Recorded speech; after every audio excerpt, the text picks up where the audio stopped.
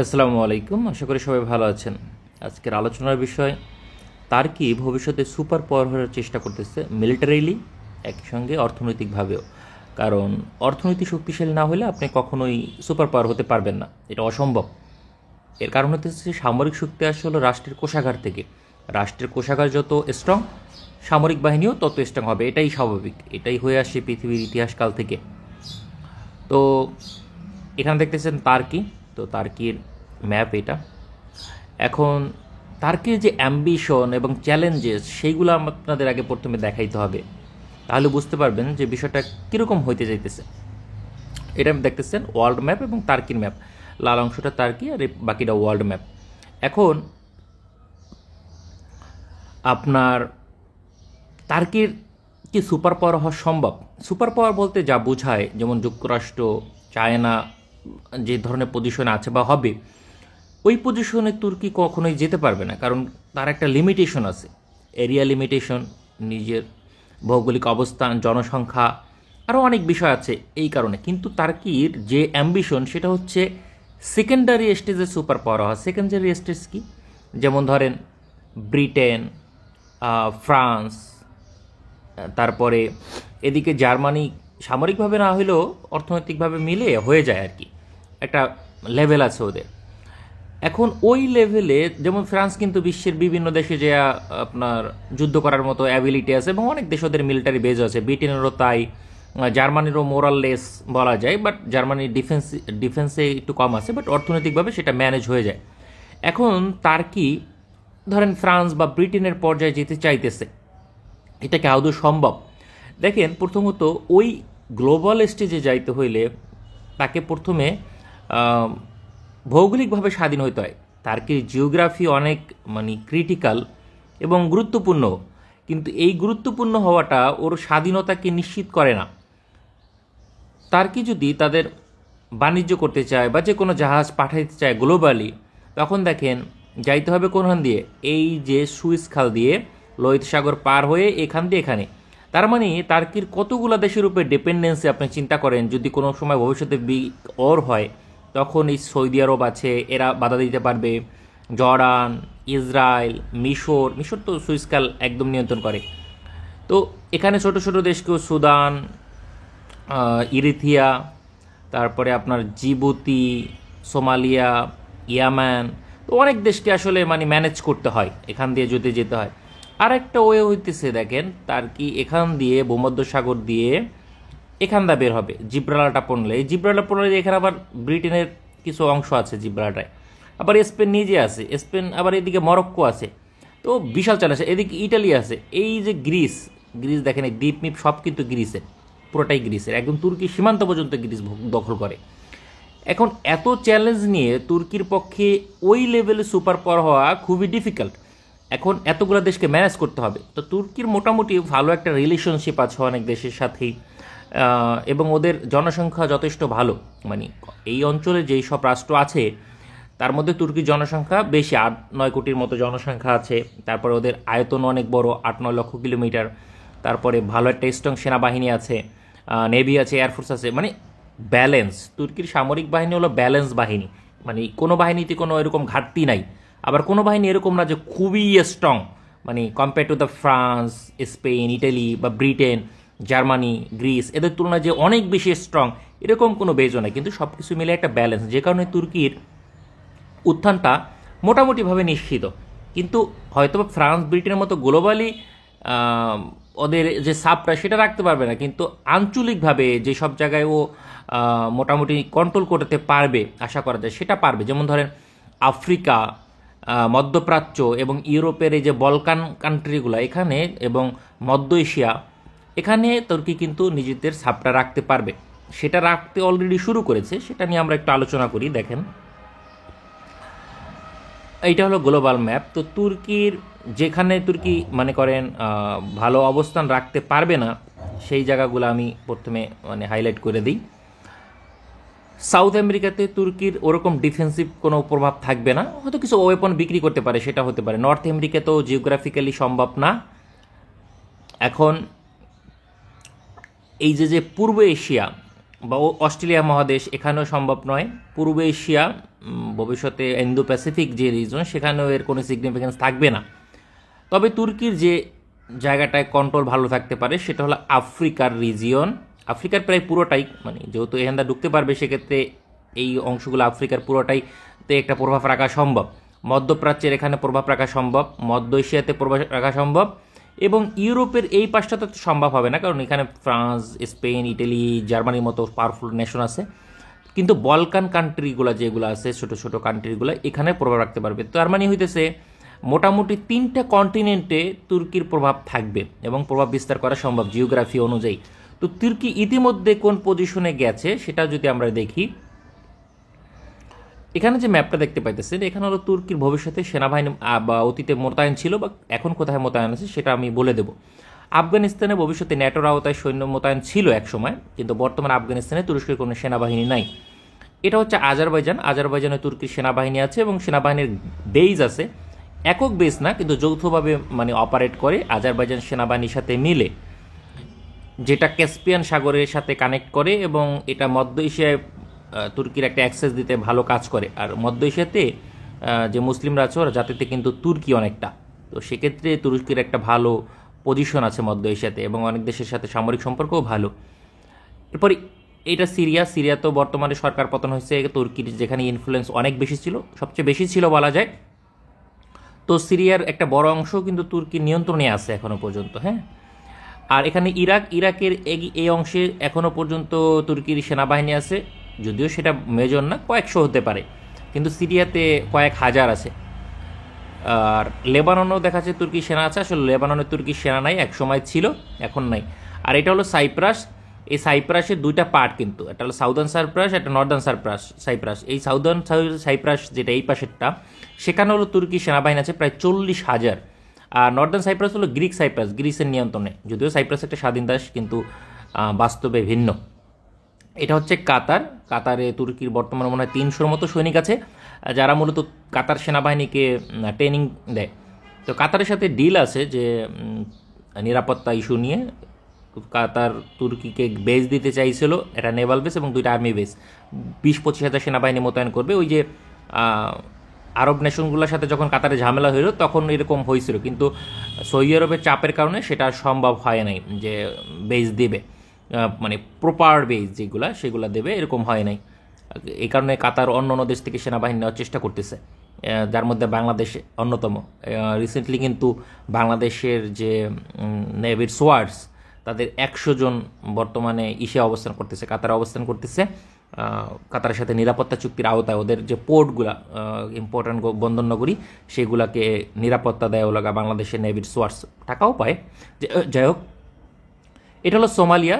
সোমালিয়ারও 2টা পার্ট আছে, এখানে এক পার্ট, এখানে আর এক পার্ট, সোমালিল্যান্ড, সোমালিয়া। যাই হোক, এখানেও সোমালিয়াতে তুর্কির সামরিক বেইজ আছে, এখানে স্থায়ী বেস বলা যায়, কিন্তু ট্রেনিং পারপোজ ইউজ করে।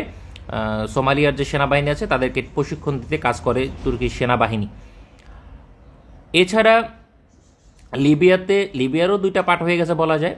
লিবিয়ার এটা হলো আপনার হাফতার সরকার চালায়, এটা জাতিসংঘ নিয়ন্ত্রিত সরকার চালায়, ত্রিপলি সরকার। তো এই অংশে, ত্রিপলি সরকারের অংশে তুর্কির সামরিক বেইজ আছে, স্থায়ী বেইজ আছে, নৌবাহিনীরও বেইজ আছে। এখানে কয়েক হাজার সেনাবাহিনী আছে, 2-3 হাজারের মতো। এছাড়া আপনার এই যে বসনিয়া, আলবেনিয়া, এগুলো হলো ইউরোপের ছোট ছোট দেশ, মুসলিম অধ্যুষিত, এখানেও তুর্কির কিছু স্বল্প সংখ্যক সৈনিক মোতায়েন আছে। এইটা দেখা বোঝা যায় যে তুর্কির যে গ্লোবাল অ্যাম্বিশন, সেটা মোটামুটি বলা যায় যে অলরেডি ছাপ রাখতে শুরু করেছে, এবং তুর্কির পক্ষে সেই ছাপ রাখাটা সম্ভব হচ্ছে কারণ ওদের জিওগ্রাফি ওদের সাপোর্ট দিতেছে, ওদের অর্থনীতিও সাপোর্ট দিতেছে। ওদের অর্থনীতি কিন্তু $1 ট্রিলিয়ন বেশি, এবং ওদের জনসংখ্যাও যথেষ্ট ভালো পজিশনে আছে। আর জিওগ্রাফিক্যালি এটা গুরুত্বপূর্ণ, ইউরোপ এবং এশিয়াকে কানেক্ট করে হলো আপনার তুরস্ক। আর একটা বিষয় সেটা হলো এই যে এইটার জন্য আপনাদের আর একটা ম্যাপে যাইতে হবে। ও নো, এটা নয়,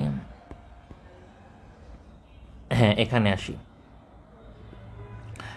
এখানে দেখতে পাইতেছেন যে এই জায়গাটা, কোন কালারটা নেওয়া যায়, ইউজ করা যায়, হুম, এটা রেড কালার ইউজ করি। তো এটা হলো বসপরাস প্রণালী। এখন এই বসপরাস প্রণালী দিয়ে হলো আপনার ব্ল্যাক সিতে যায়, এবং বাণিজ্য করার ক্ষেত্রে বসপরাস প্রণালী ইউজ করতে হয়।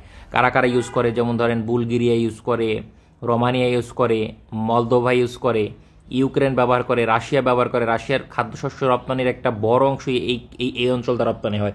ইউক্রেন খাদ্য রপ্তানিতে ওয়ার্ল্ডের মধ্যে অন্যতম। ওরাও এই এই এই ব্ল্যাক সি দেওয়া ইস্তাম্বুলের এই যে বসপরাস প্রণালী ব্যবহার করে, জর্জিয়া ব্যবহার করে, আজারবাইজান ব্যবহার করে। তো মানে একটা ভালো পার্সেন্টেজ যে বাণিজ্য সেটা এখান দিয়ে হয়। তো বসপরাস প্রণালী খুবই গুরুত্বপূর্ণ, কিন্তু তুর্কির সাথে একটা ডিল আছে। সেই ডিল অনুযায়ী যুদ্ধে একবার পরাজিত হয়েছিল তুর্কি, যে কারণে এই বসপরাস প্রণালী আন্তর্জাতিক, এবং এই প্রণালী ব্যবহার করতে টাকা লাগে না কোনো দেশে, মানে এটা আন্তর্জাতিক প্রণালী হয়ে গেছে। কিন্তু এটা আন্তর্জাতিক প্রণালী হওয়ার কথা না, যেহেতু দুই দিকেই তুর্কির অবস্থান, সেক্ষেত্রে এটা হবে তুর্কির নিজস্ব প্রণালী। যেমন সুইস খাল বা পানামা খাল, এইসব খালের মতো এটাও একটা খাল। তো এখন এই ক্যানেল ব্যবহার করার জন্য তুর্কি এখানে ট্যাক্স ইম্পোজ করতেই পারে, তাই না? কিন্তু সেটা পারতেছে না, ওই চুক্তির কারণে। লুজান চুক্তি হয়েছিল সুইজারল্যান্ডের লুজান শহরে, যে কারণে পারতেছে না। এখন তুর্কি করতেছে কি, যেহেতু আগের খালে পারবে না, সেই অনুযায়ী চুক্তি ছিল, তুর্কি এই খালটা বন্ধ করে দিতে পারে, কারণ সেই অধিকার তাদের আছে, বন্ধ করে দিতে পারে। তার পরিবর্তে তারা নতুন আর একটা খাল পাঁচদা খনন করতে চাইতেছে, এবং সেই খনন করে ওই খাল দিয়ে যখন জাহাজ যাবে তখন ওগুলো আপনার মানে ট্যাক্স ইম্পোজ করবে।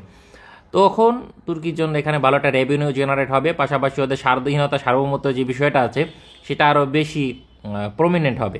বর্তমানেও যদিও ওরা নিরাপত্তার সাথে অনেক এটা বন্ধ করতে পারে, কিন্তু স্থায়ীভাবে না, যেহেতু আন্তর্জাতিক প্রণালী, সেক্ষেত্রে একটা ঝামেলা আছে। তো তুর্কির এক্সপোজারটা খুব ভালো, তুর্কির নৌবাহিনী যথেষ্ট স্ট্রং, ওদের কাছে অনেক সাবমেরিন আছে। তো ওই সাবমেরিনগুলা ভূমধ্যসাগরে বেশ একটা ভালো অবস্থান রাখে। কিন্তু পাশে এই যে যে গ্রিস দেখেন, তুর্কির এই সব দ্বীপও একদম তুর্কির গা ঘেঁষা দ্বীপগুলোও গ্রিস দখল করে। একটা পাওয়ারফুল নেশন হিসেবে এটা কখনোই আসলে মেনে নেওয়ার মতো না। অ্যাটলিস্ট এই যে যেমন ধরেন এই যে যে দ্বীপগুলা, এই যে দ্বীপগুলা, এইগুলো তো তুর্কির পাওয়া উচিত অ্যাটলিস্ট, তাই না? বাকিগুলা গ্রিস পেতে পারে। কিন্তু এটাই হচ্ছে মানে সমস্যা তুর্কির জন্য। আর তুর্কি এই দ্বীপগুলো দাবি করে আজও কালও হয়তো দখলের চেষ্টা করবে, কিন্তু যতদিন ন্যাটোতে আসে ততদিন দখল করা সম্ভব না। তুর্কিও ন্যাটোর কান্ট্রি, গ্রিসও ন্যাটোর কান্ট্রি, দুবাই পাওয়ারফুল নেশন। এখন তুর্কি কখন ন্যাটো থেকে বেরিয়ে আসতে পারে যদি চায়না শক্তিশালী হয়। আমি সবসময় একটা কথা বলি, মানে বলি না, আমি চিন্তা করি, সেটা হচ্ছে যে অলডে আপনার ছোটোখাটো বিষয় নিয়ে আমি চিন্তা করি না কখনো। এর পিছনে প্রধান কারণ হইতেছে ছোটোখাটো বিষয় নিয়ে চিন্তা করা, এগুলো সমাধান কখনো হবে না। এই যে যেমন ধরেন ইসরায়েল ইস্যু, ইসরায়েল ইস্যু, এইগুলো আসলে ছোটোখাটো বিষয়। এই প্যালেস্তাইন ইস্যু, এইগুলো কখনোই সমাধান হবে না। আপনার যুক্তরাষ্ট্র যতদিন পর্যন্ত সমরাস্ত্র সাপ্লাই ঠিক রাখবে ততদিন পর্যন্ত ইসরায়েল বোমা মারবেই, আপনি চাইলেও ওদেরকে মানে ডিফেন্ড করতে পারবেন না, এটা সম্ভব না। কারণ ওর সাপ্লাই চেন ঠিক থাকলে আপনি কিভাবে কি করবে। তো যুক্তরাষ্ট্রের পতন হইতে হবে সবার আগে। যুক্তরাষ্ট্রের পতন যেদিন হবে, আলাস্কা যুক্তরাষ্ট্রের একটা অংশ, 17 লাখ মনে হয় কিলোমিটার আয়তন, আর এটা হলো যুক্তরাষ্ট্রের মূল ভূখণ্ড। তো ততদিন পর্যন্ত আসলে এই সমস্যার সমাধান হবে না। আর ইউরোপও যুক্তরাষ্ট্রের ল্যাজ ধরে থাকবে, বিশেষ করে অনেক দেশ, কারণ ইউরোপের একদম কোর পর্যন্ত হলো যুক্তরাষ্ট্রের মানে প্রভাব। ইউরোপে যত মিডিয়া আছে, ডয়েচে ভেল সহ বিবিসি টিভিসি দা দেখেন, সবগুলো হলো কন্ট্রোল করে যুক্তরাষ্ট্র, অর্থনৈতিকভাবে পুরো কন্ট্রোল করে। তো এখানে ইউরোপের মানে স্বাধীন ডিসিশন নেওয়া খুব কঠিন, এক্সেপ্ট ফ্রান্স। ফ্রান্স বের হয়ে আসতে পারবে। কেন ফ্রান্স বের হয়ে আসতে পারবে? কারণ ফ্রান্সের ডিফেন্স ইন্ডাস্ট্রি পুরোপুরি স্বাধীন, এবং ওদের মানে যুক্তরাষ্ট্রের উপরে নির্ভরশীল থাকতে হয় না, এক্সেপ্ট ইকোনমিক্স। তো ইকোনমিক্যালি তো চায়না অলরেডি সুপার পাওয়ারই বলা যায়, তাই না? তো যে কারণে ফ্রান্স স্বাধীনভাবে পজিশন নিয়ে চায়নার পক্ষে চলে আসতে পারে বা নিজের একটা অবস্থান তৈরি করতে পারবে।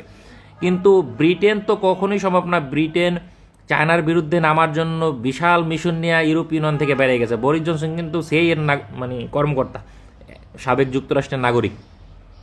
ওই বরিস জনসনই মূলত গেমটা খেলছে ইউরোপীয় ইউনিয়ন থেকে বাইরানোর জন্য। তো ব্রিটেন একদম পুরোপুরি যুক্তরাষ্ট্রের হয়ে কাজ করতেছে। মানে ব্রিটেনের যে সামরিক বাহিনী, এটা আসলে ব্রিটেন সামরিক বাহিনী বলা যায় না, এটা যুক্তরাষ্ট্রের মানে একটা শাখা। কেন শাখা? ব্রিটেন আর্মিকে ছোট করছে, ভৌগোলিক অবস্থা ঠিক আছে, কিন্তু নেভিটাকে এমনভাবে ডেভেলপ করছে যে পুরা নেভিটাই যুক্তরাষ্ট্রের সাপোর্ট অক্সিলারি হিসেবে কাজ করে, এমনভাবে নেভিটাকে বিল্ড করতেছে ব্রিটেন। ইভেন তো ওদের পারমাণবিক সাবমেরিনের সংখ্যা বাড়াইতেছে, অ্যাটাক সাবমেরিন, যেটা নিউক্লিয়ার ডিটারেন্স অনুযায়ী ব্যালিস্টিক মিসাইল সাবমেরিনও বাড়ানো উচিত, কিন্তু সেটা করতেছে না, যেহেতু ব্রিটেন পারমাণবিক হামলার হুমকি বেশি পজিশনে আছে, কিন্তু জানে যে যুক্তরাষ্ট্র সামাল দিবে না যদি প্রয়োজন হয়। তো আমেরিকা যা বলে ব্রিটেন তাই করে। তারপরে জার্মানিরও বের হয়ে আসার সুযোগ খুব কম, জার্মানির কোমর ভেঙে গেছে আসলে। ভবিষ্যতে ইটালি অথবা স্পেন এই দুইটা নেশনের থেকে একটা নেশন হয়তো বা চায়নার পক্ষে যোগ দিবে আর ফ্রান্স যোগ দিবে। আমার যা মনে হয় এই দুইটা দেশের মধ্যে একটা যোগ দিবে। তো চায়না যেদিন বের হয়ে আসবে সামরিকভাবে, সেদিনই আসলে যুক্তরাষ্ট্রের প্রতিপক্ষ তৈরি হবে। আর যুক্তরাষ্ট্রের প্রতিপক্ষ তৈরি হওয়া মানে বিশ্বের বিভিন্ন ইস্যুতে ঝামেলা, যে সমস্যাগুলো আছে এগুলো দেখবেন দ্রুত সমাধান হয়ে গেছে। ও বোমা মারলে ওরা কবে যে আমি তোমাকে অস্ত্র দিচ্ছি, তুমি বোমা মারো, তখন ক্লাশ হবে এবং একজনের যে কোর ইন্টারেস্ট সেখানে বাধা পড়বে এবং পৃথিবীর সমস্যা তখন সমাধান হবে। মানে শক্তি দিয়ে যে সমস্যা তৈরি হয়, সেই সমস্যাকে মোকাবেলা করতে হলে শক্তিই লাগে। তো চায়নার তো এখনও পর্যন্ত শক্তি আসলে ওই লেভেলে নাই কম্পেয়ার টু দ্য ইউএসের মিলিটারিলি অনেক স্ট্রং। বাস্তবতা ওদের এয়ারফোর্স, ওদের নেভি এখনও 2-fold স্ট্রং পজিশনে আছে কম্পেয়ার টু দ্য চায়না। চায়নার নেভি রাইজিং নেভি, কিন্তু এখনও পর্যন্ত যথেষ্ট সময় লাগবে ওদেরকে যুক্তরাষ্ট্রের পজিশনে যেতে। অ্যাটলিস্ট যুক্তরাষ্ট্রের সাথে কম্পেয়ার করার মতো পজিশনে যাইতে হলে নৌবাহিনীতে, যদিও এখনও কম্পেয়ারেবল, কিন্তু সেটা মানে হাস্যকর কম্পেয়ারেবল, মানে অ্যাকচুয়ালি কম্বাট যখন হবে তখন সেটা কম্পেয়ারেবল না। কারণ জাপানের মতো একটা পাওয়ারফুল নৌবাহিনী আছে, দক্ষিণ কোরিয়ার মতো একটা পাওয়ারফুল নেভি আছে, এদিকে অস্ট্রেলিয়ার মতো পাওয়ারফুল একটা নেভি আছে, যেগুলো এই যে প্যাসিফিকে চীনের একটা প্রতিদ্বন্দ্বী। কারণ south Korea strong navy operate করে, অস্ট্রেলিয়া করে এবং দক্ষিণ কোরিয়া করে, তিনটাই হলো যুক্তরাষ্ট্রের পাপেট। তো এই 3 পাপেটে মিলে আপনার চায়নার জন্য এমনি একটা বড় থ্রেট। তো সেইটাকে মোকাবেলা করার জন্য যুক্তরাষ্ট্র আবার এখানে ওদের যুক্তরাষ্ট্রের নেভির যে 60% ভবিষ্যতে, এটার 60% থাকবে প্যাসিফিকে। তো বুঝতে পারতেছেন মানে কোন পজিশনে চায়না 2030-এ, এখন না 2030-এ যুক্তরাষ্ট্রের যে navy, total navy in terms of tonnage, যদিও largest navy in the world China, কিন্তু ইন টার্মস অফ টনেজ সেই হিসাব করলে এখনও পর্যন্ত 2-fold অ্যাডভান্টেজ পজিশন আছে ইউএসএ। কারণ ওরা আছে 2.5 মিলিয়ন টনের জাহাজ আর যুক্তরাষ্ট্র আছে 5 মিলিয়ন টনের জাহাজ। তো 2030-এ এটা রিচ করবে যুক্তরাষ্ট্রের 70%-এর মতো, 3.5 ট্রিলিয়ন হিট করবে, মিলিয়ন টন হিট করবে। তো সেক্ষেত্রে 2030-এ যুক্তরাষ্ট্রের নেভির 70%-এ যেতে পারবে চায়না, মানে আরও প্রায় 5-6 বছর পরে। তো 5-6 বছর পরে যখন যাবে তখন কিন্তু আপনার যুক্তরাষ্ট্রের 60%, ওদের হলো 70%, 10% অ্যাডভান্টেজ। আর সাউথ কোরিয়া, জাপান আর অস্ট্রেলিয়া, এই তিনটার যে কোনো একটাকে যদি আপনি অ্যাড করেন, সেটা চীনের নৌবাহিনীর অ্যাটলিস্ট 20% কভার দেবে। তো 20% যদি কভার দেয় আপনি দেখেন, তারপর মানে আরও 2টা নেশন অ্যাডভান্টেজে থাকে। ধরেন সাউথ কোরিয়াকে আমি ধরলাম 20%, তারপরও তাহলে হইতে যেতেছে ইউএসের পাল্লায় যাইতেছে কত, 80% প্লাস 2টা নেশন অ্যাডভান্টেজ পজিশনে, আর চীনের থাকতেছে 70%। এখন প্যাসিফিকে কি যুক্তরাষ্ট্রের মানে চীনের একদমই মিত্র নেই? অবশ্যই আছে, রাশিয়া আছে। রাশিয়ার এই যে ব্লাদিবক্স পোর্ট আছে, মানে এই রাশিয়ারও নৌবাহিনী এখানে ভালো স্ট্রং পজিশনে আছে এবং সাবমেরিনে ভালো পজিশন আছে। তো রাশিয়ার যে প্যাসিফিক ফ্লিট, এটা ধরেন একটা নেশনকে কভার দেওয়ার মতো, সেটা হতে পারে জাপান বা অস্ট্রেলিয়া, যে দুইটার মধ্যে একটা। আমি ধরে নিলাম ধরেন জাপানকে কাউন্টার দেওয়ার মতো এনাফ পজিশনে আছে। তারপরে একটা নেশন অ্যাডভান্টেজে আছে এবং আরও 10% অ্যাডভান্টেজে আছে। 2030 সালেও সেটা মানে মিত্র মিলে এলেও হয় না। এখন আপনি উত্তর কোরিয়া এইসব ছোটো ছোটো, তাহলে আপনার ওই আমেরিকার পক্ষে টিলিপাইনও ধরতে হবে। ওইগুলা আসলে ধর্তব্যর বিষয় না, ওইগুলো হলো মানে লবণ ছিটানোর মতো অবস্থা। তো সেক্ষেত্রে 2039 এটা হচ্ছে পারফেক্ট ইয়ার যুক্তরাষ্ট্রের সাথে কম্পেয়ার করার মতো। আর যুদ্ধ যখন লাগবে তখন তো যুক্তরাষ্ট্র প্যাসিফিকে 60% মোতায়েন আছে, তখন 60% থাকবে না, তখন সেটা হয়তো 80%ও করে ফেলাইতে পারে। কারণ যুক্তরাষ্ট্রের এই যে আটলান্টিক, এখানে কোনো চ্যালেঞ্জই নেই, আসলে কোনো চ্যালেঞ্জ নেই। যুক্তরাষ্ট্রের আটলান্টিকে কোনো চ্যালেঞ্জই নেই। চ্যালেঞ্জ আছে শুধুমাত্র রাশিয়ার এই যে এই ফ্লিটের এই নৌবাহিনীর একটা অংশ, নর্দার্ন ফ্লিটে। আর এইগুলো তো যুক্তরাষ্ট্রের এই যে রাশিয়ার যে আছে ব্ল্যাক সি ফ্লিট, বা এই যে এখানে আপনার কালিনগ্রাদে যে ফ্লিট আছে, এগুলো ডিফেন্সিভ। তো অফেন্সিভে শুধুমাত্র এই যে নর্দার্ন ফ্লিট আছে রাশিয়ার, নর্দার্ন ফ্লিটকে কাউন্টার করার জন্য ব্রিটেন, তারপরে ফ্রান্সকে যদি আমি ধরি, কারণ ইউরোপে আসলে ফ্রান্স ডেফিনেটলি ইউরোপে ইউনাইটেড থাকবে। তো ফ্রান্স, ব্রিটেন, এরা স্পেন, নরওয়ে, এরা more than enough to counter Russia. তো যাই হোক, এক আলোচনা থেকে অন্য আলোচনা জেনে আমি বরাবরই বলি যে আমরা যখনই আলোচনা করব, মূল লক্ষ্য থাকবে আমাদের দুইটা। এখানে যেহেতু আমরা ডিপলি আলোচনা করি, এক ইউএস, দুই চায়না, এছাড়া কোনো আলোচনা হবে না। দুইটার আলোচনার উপরে বেস করে আমাদের চ্যানেলে আলোচনা হবে। যেহেতুই আলোচনা হোক না কেন, ছোট ছোট বিষয়ে আলোচনা হলেও সেটার মধ্যেও আপনার এই দুইটা রেশনের কাজ চলে আসবে, কারণ আমরা এই ফোকাসটা নিয়ে আলোচনা আগাইতেছি। কারণ আমরা এমন একটা জেনারেশন যারা, ধরেন আমরা তো কোল্ড ওয়ার দেখি নেই। 1991 সালের আগে যে কোল্ড ওয়ার ছিল, 1945 সাল থেকে যেটা শুরু হয়েছিল, তো সোভিয়েত ইউনিয়ন পতনের আগ পর্যন্ত, তো সেটা ইউএসএসআর এবং যুক্তরাষ্ট্রের মধ্যে, সেগুলো আমরা দেখতে পারিনি আসলে। আমাদের এইজ তখন, আমরা জন্মই হয়নি আমাদের তখন। তো এখন আবার সেই নতুন করে কোল্ড ওয়ারের পজিশন তৈরি হইতেছে। এই কোল্ড ওয়ারে চ্যালেঞ্জ অনেক বেশি যুক্তরাষ্ট্রের জন্য, কারণ তখন সোভিয়েত ইউনিয়নের অর্থনীতি ছিল 2.7 ট্রিলিয়ন, যুক্তরাষ্ট্রের ছিল 5 ট্রিলিয়ন, ইউরোপের ছিল আপনার মোরাওলেস 3.7 ট্রিলিয়নের মতো, জাপানের অর্থনীতি ছিল 2.5 ট্রিলিয়ন।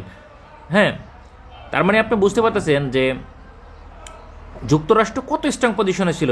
তখন তো চীনের অর্থনীতি ছিল আপনার কত, ওই 370 বিলিয়ন মাত্র, ট্রিলিয়ন তো 1000 billion is equal to 1 trillion. তো আপনি তুলনা করবেন কিভাবে? তো ওর মিত্র, মানে তুলনা হয় এখানে অলমোস্ট ডাবল অর্থনীতি সোভিয়েত ইউনিয়ন থেকে যুক্তরাষ্ট্রেরই। তারপর ওর মিত্রর আছে 3.7 ট্রিলিয়ন, যেটা সোভিয়েত ইউনিয়ন থেকে বেশি। ইভেন জাপানের অর্থনীতি ছিল সেম টু দ্য ইউএসএসআর। তো কোনো কম্প্যারিজনে চলে না, কিন্তু বর্তমানের খেলা কিন্তু ভিন্ন। কারণ চায়নার অর্থনীতি বর্তমানে অলমোস্ট 20 ট্রিলিয়ন, যুক্তরাষ্ট্রের 27 ট্রিলিয়ন। তো 7 ট্রিলিয়ন অ্যাডভান্টেজে আছে, কিন্তু এই অ্যাডভান্টেজটা আসলে অত অ্যাডভান্টেজ না। হ্যাঁ, অত অ্যাডভান্টেজ না, 20% বেশি আছে, কিন্তু এই 20% অ্যাডভান্টেজ খুব একটা বেশি অ্যাডভান্টেজ না। কেন অ্যাডভান্টেজ না? ডিফেন্সিভলি চিন্তা করতে গেলে, কারণ পারচেসিং পাওয়ার অফ মানি ইকোনমিক্সের ভাষায়, সেই অনুযায়ী ও 20 ট্রিলিয়নে যত সম্পত্তি কিনতে পারে, ও 27 ট্রিলিয়নে তত সম্পত্তি কিনতে পারে না, কারণ এখানে চিপ প্রোডাক্টের দাম। এই কারণে পারচেসিং পাওয়ার অফ মানির হিসাবে চায়না এখনই পৃথিবীর সবচেয়ে বড় অর্থনীতি, $34 ট্রিলিয়ন, আর সেখানে যুক্তরাষ্ট্র হলো $30 ট্রিলিয়ন। 30 trillion dollar. তো এখানে চ্যালেঞ্জটা অনেক বেশি।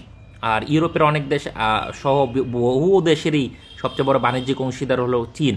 সেক্ষেত্রে বিষয়টা এত সহজ না, যদিও চায়নার মিত্রদের অর্থনীতি অতটা বড় না, এটা একটা সমস্যা এবং বড় চ্যালেঞ্জ। চায়নার মিত্রদের মধ্যে ডিফেন্সিভলি এখনও পর্যন্ত ওইভাবে মিত্র, মানে এককভাবে চিন্তা করতে গেলে যে অন্য পৃথিবীর সবার সাথে লড়াই করবে, এরকম মিত্র আমি দেখি, মানে ওয়েস্টের সাথে যদি চিন্তা করি কম্পেয়ার করলে।